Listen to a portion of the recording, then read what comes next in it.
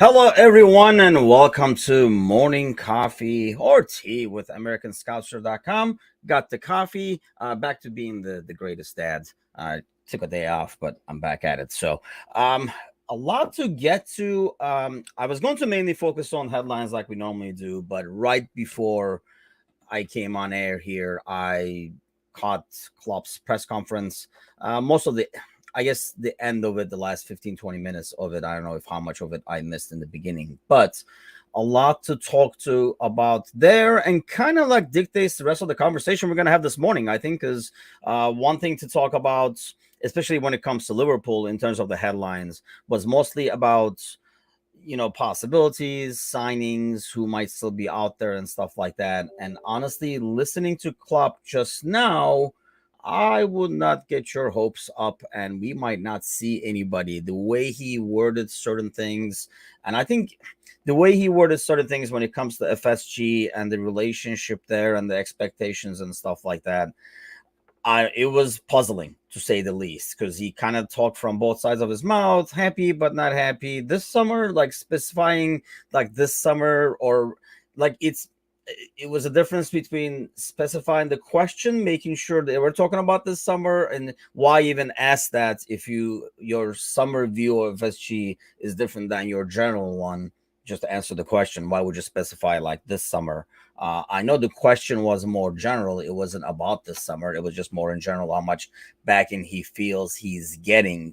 We will get to that. I thought that was like an interesting conversation. It's an interesting press conference, and a lot of talk will come out of it. And I love when Klopp says, "Oh, I know you guys are going to make a lot of this," and then keep saying stuff that they will make a lot more out of as well. So, Alan is with us this morning. Alan, good morning to you as well. So let's get to the headlines. The race is over, people, and our morning coffee favorites, Brandon Rogers, has lost out to Parker in terms of getting the sack. And to his credits, apart from rocking the cardigan over there, he did not have. Not only it was the scoreline, I think it was more about the stuff he said afterwards.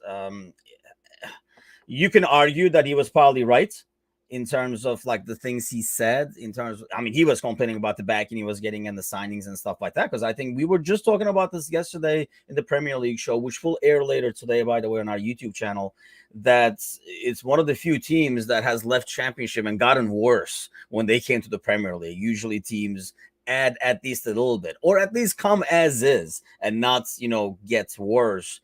And somehow Bournemouth managed to do that. And I don't know if it was one of those deals where he was. Another topic we talked about last night was the fact that it seems like Liverpool and City. I mean, you're probably, if you sit back, you're probably even in more danger. So you got to be able to go at them, but you got to have the personnel and the team to be able to do that. I don't know if that was Parker's way of showing the powers that be above him that this squad is nowhere near that good.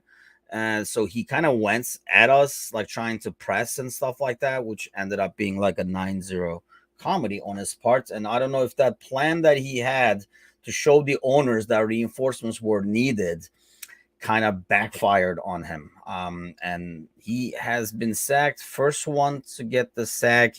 I feel like for a Premier League, it is pretty darn early, to be honest with you. Week 4. And not only that, in our Discord channel, Michael Martin actually was the one who brought this up, that they've had a ridiculously tough schedule to start the season. It was almost like set up for failure in terms of that. I mean, not doing reinforcements, perhaps. I don't know if they're waiting for like the last day or two here, but and then have those fixtures to battle against is tough, was tough, and Parker is gone. Yeah, well, Rogers will be, he joins the ranks of teams where the manager gets canned right after playing us in the league. That's a pretty long list, actually. I mean, especially in recent years over here. But it's been a while. For a while, we were in a really good role. Like we had Mourinho, Silva, Bilic. I mean, we were on a roll there. This is the first one in a while, and I'm hoping in a week over here. Fat Frank, we can add to that list, but a guy can dream. In the same headlines right there, you see about Anthony. That deal is pretty much done. I don't think there's been an official announcement in terms of like him with the jersey and all that good stuff. It was going to be done. It was just a matter of how much Ajax can milk United for, and they've done a mighty good job. Spurs do announce the Romero signing. They basically make that permanent.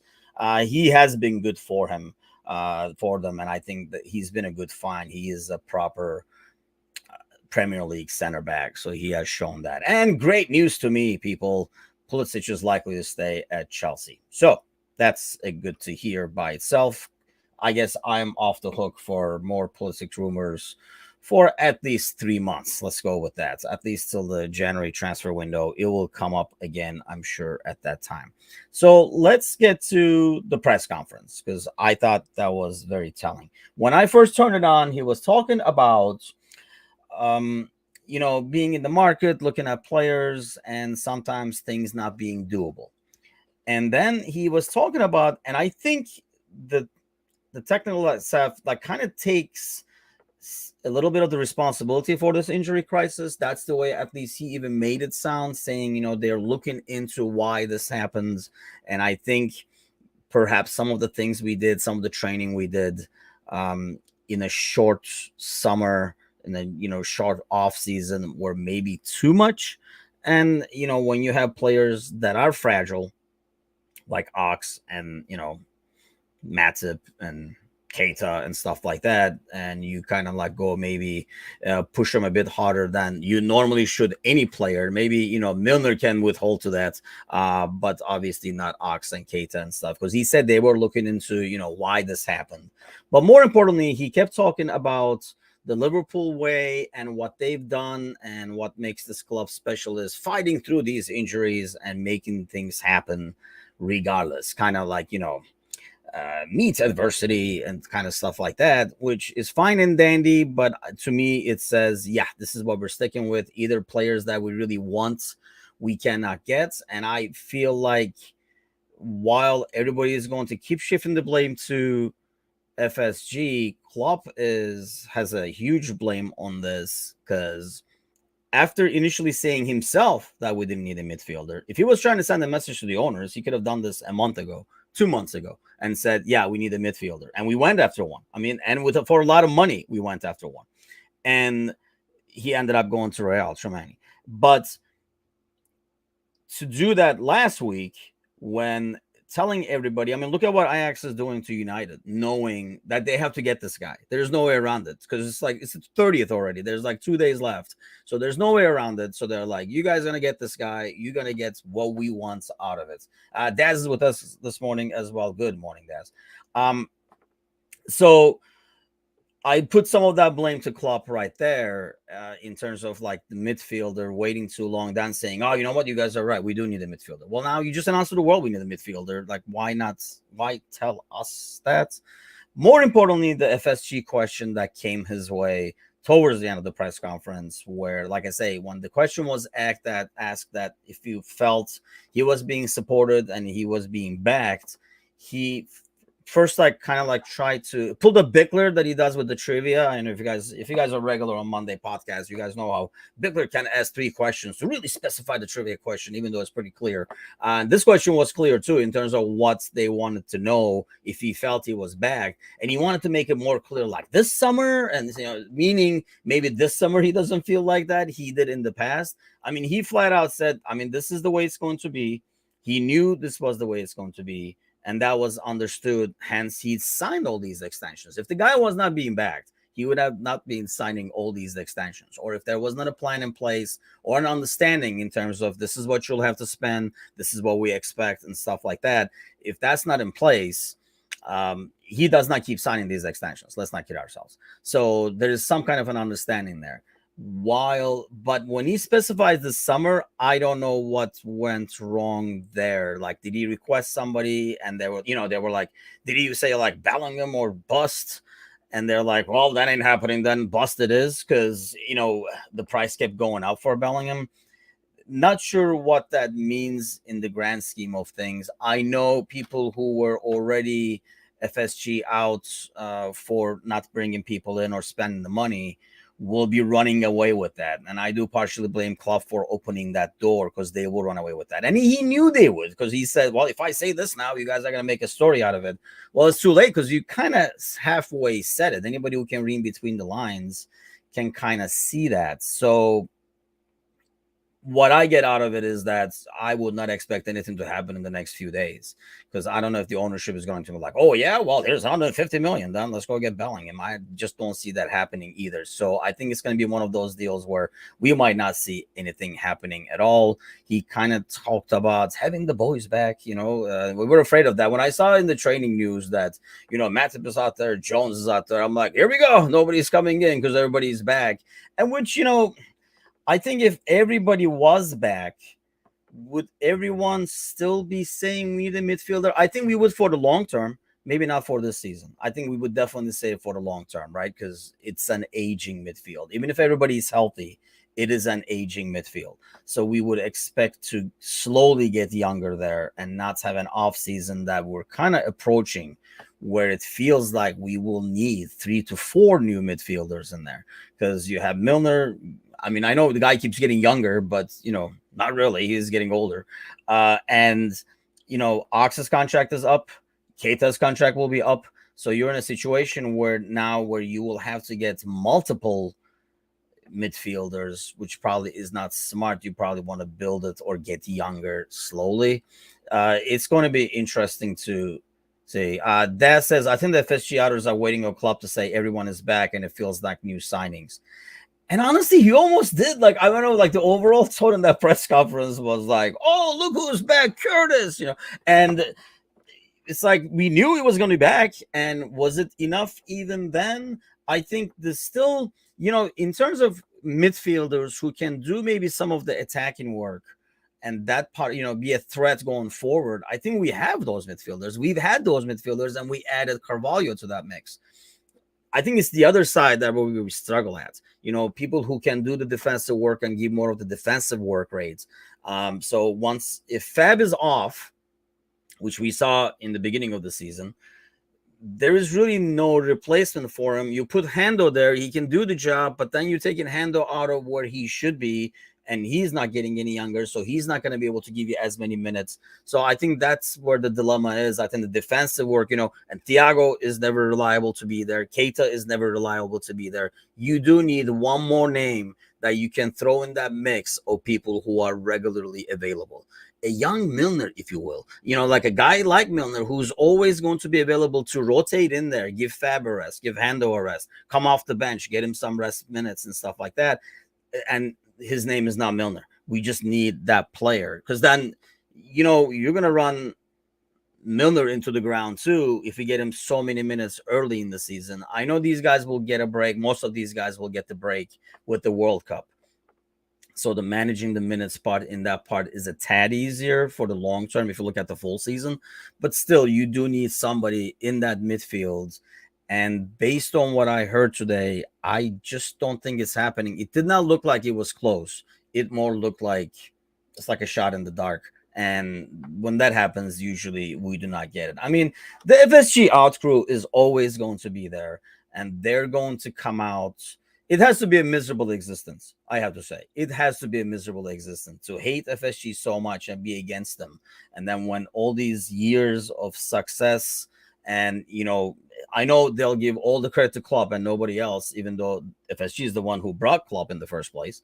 And all the people, who work with Klopp to get these signings. And these guys are not just magically, like, hey, there's somebody at the door. Who is that? Oh, it's Van Dijk. Oh, it's Diaz. There's like the people who are finding these players that are basically ending up being key pieces and good signings are being brought over by people brought over by FSG.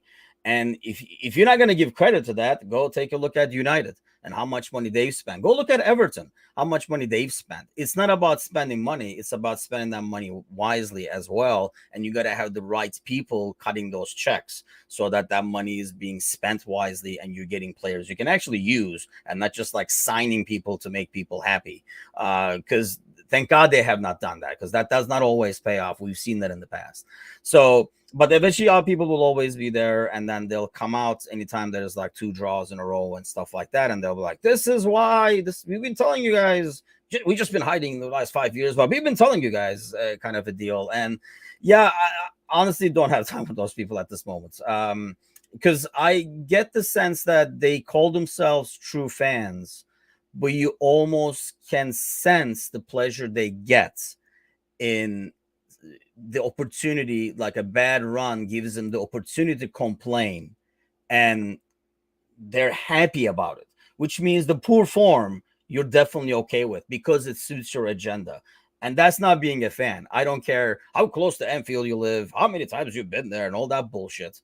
You know, that's not being a fan. You're kidding yourself. You have an agenda. You're just following that agenda. If it happens to be in the favor of the team's success, you're along with it. If it is not, you kind of lay low, you ride the wave, and you just wait for your moments. And the first 3 weeks when we had those results, all those people started coming out.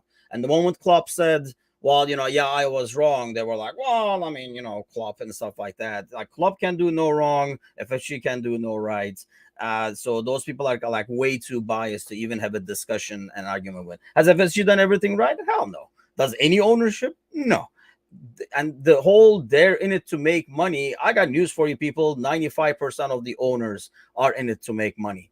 But to make money, you have to have a successful business. You do not just make money. This is not the NFL. So it's a matter of being able to put together a good team, having the right people do the jobs, and they've done that. And if you just started maybe following Liverpool over the last 3-4 years, you can't maybe appreciate how much has been done, or you're just so used to like every game we won, or you see City and you think it's easy. I mean, this has not been like this for a long time. You always have like teams that are like more dominant, like goes between maybe one, maybe like 2 teams and stuff like that. But you never set the bar, especially in the Premier League, as high as City and Liverpool have set it. It's just has not happened. So when people, I mean, I remember the good old days when a draw in a tough game was like a decent result. Now a draw pretty much counts as a loss in this league, which is amazing. Yes, but on the other side, they will call you a top red who just settles for second best. Can't win with those so-called supporters, says Daz. Yeah, I agree. And I think, it's kind of sad. And I don't know if it is, we've discussed this on the podcast before too. I just don't know if it is because the owners are American. And automatically, I know when you say American, you look at American sports. And yeah, I'm not a huge fan of American sports at all. I mean, in terms of, I watch American football. I like the sport. Basketball. Don't say freaking baseball. That's not a sport. But the way it works, the business of American sports, yes, I do not like. Tanking the season and all that kind of stuff. Getting the top pick for that, no relegation. I don't not like that part of the stuff. I understand that. So I think when most fans in Europe look at an American ownership, they're like, see, this is their utopia over there. So this is what they want to bring over here, is the way they look at it.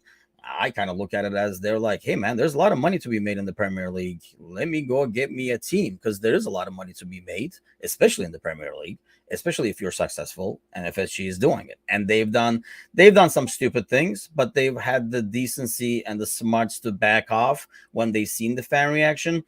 I don't know if that was a more like some of the things they did that they backed off from, they didn't know, or they just tested the waters and they were like, hey, like if it backfires, then we'll just back off, kind of a deal.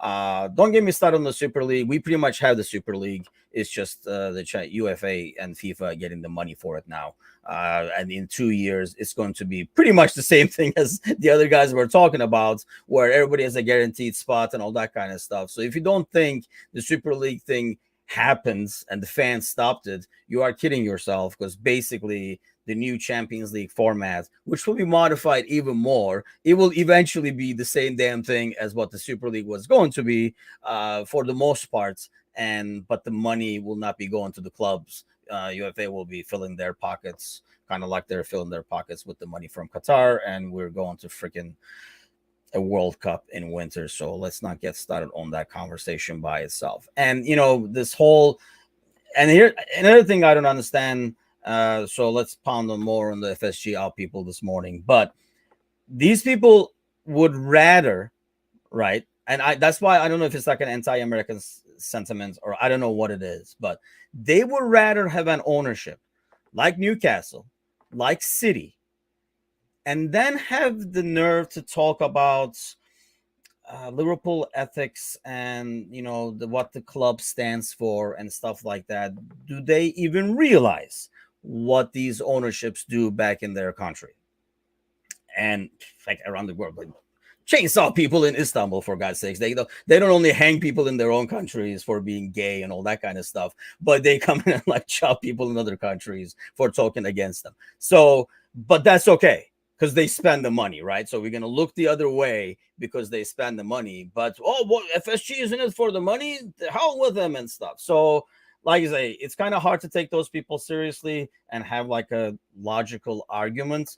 But going back to the press conference, I really think it's one of those deals where there has been more of a conflict this summer, perhaps, or like misunderstanding or not being on the same page with FSG and Klopp. Just the fact that he specified that question in the press conference saying this summer tells me that, and not to mention how the whole thing unfolded with the midfielder and all that kind of stuff. It's almost like, I don't know, like Klopp is like the guy that shows up and they're like, hey, you want something to eat? Oh, I just ate. I just made it this fresh. I guess then, that's what I kind of like take that whole midfielder thing is like, you want a midfielder? Oh, we got like a Keita and stuff like that. But this guy over here, yeah. How about this guy? No, only my guy. So I think Klopp only wants a specific guy. And I know he's big on the whole team concept. He does not want to bring anybody in, and which we respect. And I know that's what makes this team successful. So when we criticize Klopp too much for that, you got to, be careful what you wish for, because part of the success comes from that, the whole concept of being a team, being a squad and stuff like that. And sometimes when you bring a guy in just to add his skill, you can destroy what you made.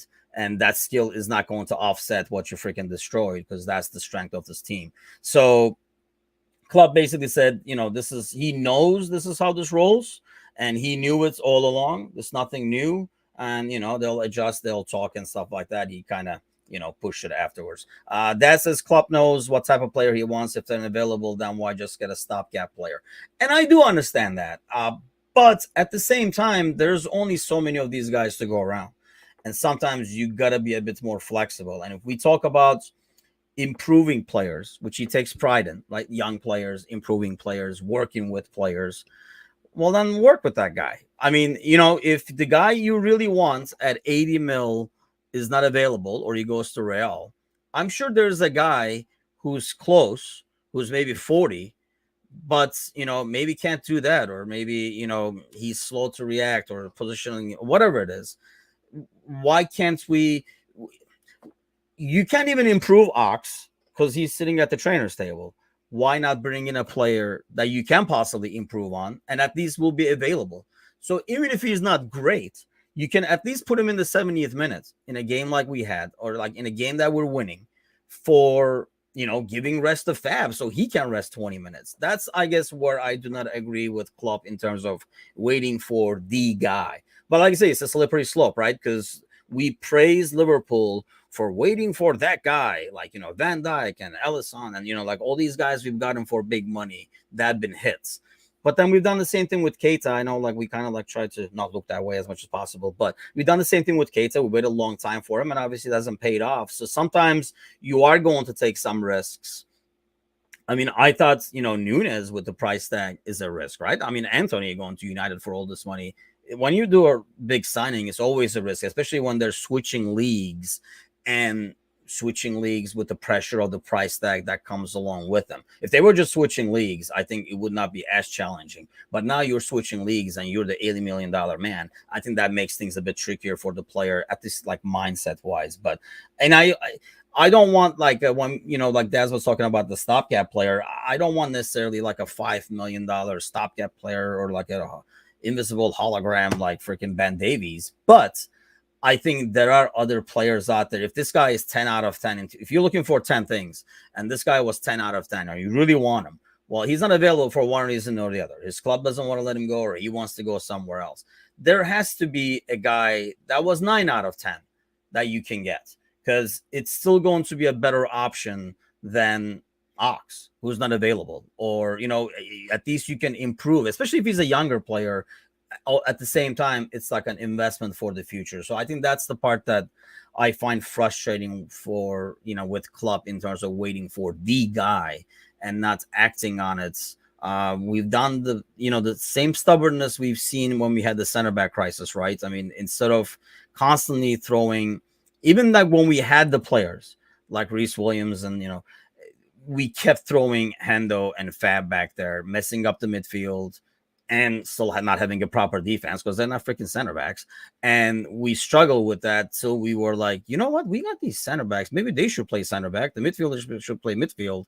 And then that's kind of like how the season started turning around a little bit. And, we made it to Champions League and all that. But yeah, I like to say, listening to the press conference kind of like totally changed what I will be talking about this morning. There were some headlines about like different players that, could be possible that we're linked with and all that kind of stuff.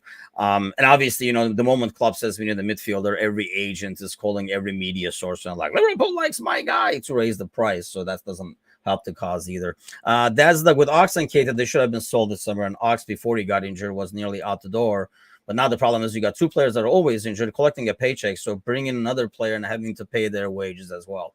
And I think that goes back to a little bit of us not cutting our losses short, Daz. I mean, a player like Ox, obviously, when we sell him, we were not going to get the same money because the person who's getting Ox was going to have to deal with his freaking kind of like ridiculous wages in terms of output or availability more than output, I guess. But so you have to lower your evaluation. And, if Ox, being English and all, has that, like the English tax attached to him. But if it would normally be worth 2025 and you thought you could get 2025 for Ox, let's say, you got to lower that to 10-15, knowing his wages are obnoxious. And the team the team is not going to pay 20 and the wages. They might have paid 10 and the wages. And you get them off your books and you cut your losses short, because now the alternative is you don't even get that 10. And Gally always talks about it on our podcast, and that's his biggest criticism. And he's right to a certain extent, but like I say, it goes to a slippery slope, which there's like letting players run out their contracts and not getting anything for them. And, we're going to probably see the same thing with Keita now, whereas you could have probably gotten 2025. And if he is not going to be available, if he's not going to give you what you want, why not? Why not? Even if you sell him for 25, go get another guy for 25. That's maybe young, promising. Maybe you can train him, whatever.